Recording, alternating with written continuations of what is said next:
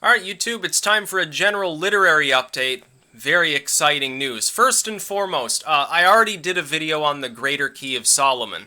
I took it down, the title is retired. If you've purchased a copy, I assume it's still going out. That's the way Amazon does business. I'm going to be re-uploading all the files, though, in a 6x9 format. What I didn't realize is the page count was just long enough so that it significantly upped the price on the 5x8 format that I generally use for most of my work. So I did decide to have the title retired. The new title should be available literally within the next hour. When it is, the links will be updated to the new edition, which will be somewhat less expensive. Because, again, the reason why I'm releasing a lot of these titles is there's no inexpensive edition that's not either a facsimile or it's really, really poorly made or just looks like crap in general. That's my goal. So I don't really, with Letters of Witchcraft and Demonology, reducing the format's not going to reduce the price. Because its page length it's over 260, and that's with the minimum font that I can possibly use and have it still be legible. But for something like the Greater Key, I decided to switch it to a 6x8. Yes, it'll look a little bit thinner. It's the same exact length. It doesn't screw with any of the real interior format. I already redid all of that. It only took me about half an hour, really. Everything was already in place in the correct order, the right format, and so forth, other than spacing. So that's the first update. That has been re-uploaded. I will also put a link in the description to this video when the link makes it available, the 6x9 version. I'll put it there as well. The second update is for Sickness and Hell. I'm now 14 chapters in of 18 chapters. It may be finished before September is through, if not the first week of October is what we're looking at. The meat and bones of the story is what I'm in now for 2 more chapters, and then it sort of winds down at the end. And I've taken it slightly away from just being splatterpunk into making it a little bit darker and more satirical at times, with less of the outright grotesquerie. I decided to fuse the two. It just felt right. The storyline is getting fleshed out more, and I want to continue that. It's meant to be warped, but it's not just meant to be completely single-minded. It needed a plot. Well, I'm having to flesh that out more. So it'll still be on the order of morbid stories as far as how disgusting it is.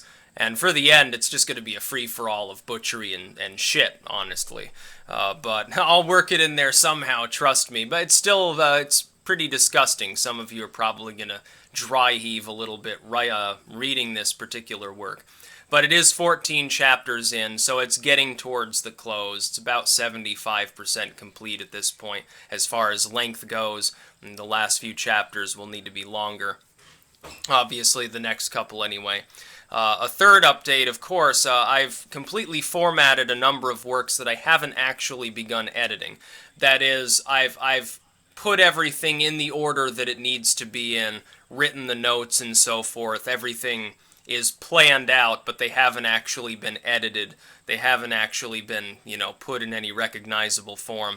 As far as the sort of shorter works associated with Cultus Arborum, Ophio Latreia and stuff. Right now I'm working on Archaic Rock Inscriptions. That'll be the next one that I release. And after that, probably Nature Worship. And then there's the Masculine Cross, the Mystery of the Rosy Cross, Phallic Miscellany. There's one other phallic work. And then there's a 10th title, I believe. I can't remember the name of it. And so that'll sort of round out all the spiritual works that I'm working on now. So Sickness and Hell, Greater Key, it's done. It will be available, fairly shortly. Like, it could even be available now as I'm making this video. Archaic Rock Inscriptions with all those other works. I'm also working on several other sort of fortune teller style works that go in the folk magic category. One of them is the Witch's Fortune Teller. It's sort of like Napoleon's Oraculum, but longer and with even more content. It's closer to the length of like the Book of Forbidden Knowledge, has some crossover material. They're all sort of part of the same tradition. It's a good work. I've already skimmed through it. It's decorative. It's interesting. I think people will really like it. Like with Napoleon's Oraculum. If you like that sort of text, you're going to like the Witch's Fortune Teller. Also working on a few more sort of quasi-historical, longer, generally, texts as well.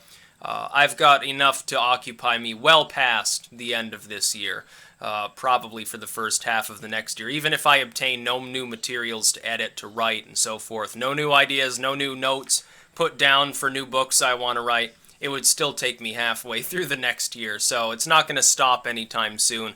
And in that period of time, I have the tendency once in a while to stumble upon some massive collection of ancient lore or some list of good secondary works that I can dig up.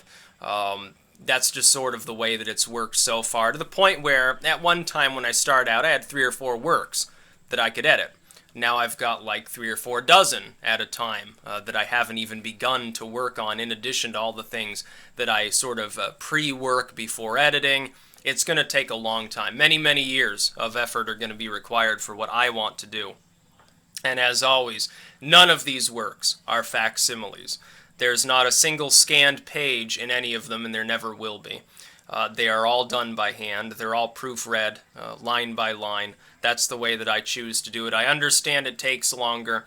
I understand most of the time people up the price when they do that sort of work. I'm not interested in doing so. I'd rather offer them at bargain basement prices so that I can expand to as wide an audience as possible. If somebody overlooks them because, oh, if it's that cheap, it must be crappy, to hell with you, I don't care. It's for people that want to collect the occult and don't really want to spend thousands of dollars building some collection of leather-bound tomes. So it's going to continue. Nothing's going to stop me or get in my way of doing these things. So that's a promise. That's about all. Peace out.